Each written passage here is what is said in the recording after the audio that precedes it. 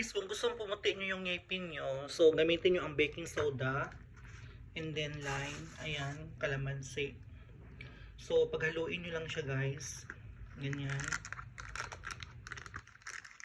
And then gawin nyo siyang toothbrush, gawin nyo siyang toothpaste, ganyan.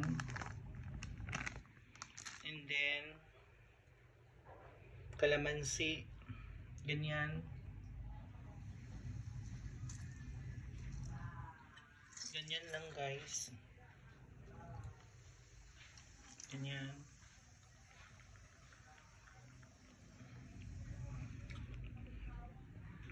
And then i-mix nyo lang. Ganyan, i-mix nyo lang guys.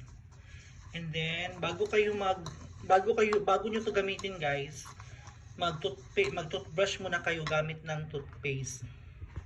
Mag-toothbrush muna kayo guys, linisan nyo muna ngipin nyo gamit yung toothpaste. And then after that, isusunod nyo to ganyan. Kasi nakakawala to ng stain, nakakawala ng mga nicotine, yung mga nagko-coffee, yung mahilig sa coffee, yung mga mansa sa ngipin, yung mga malinilaw ang ngipin. So ito you guys, napaka-powerful ng baking soda. So yan, baking soda lang yan guys. Tapos kalamansi. Yan. So gamitin nyo yan guys.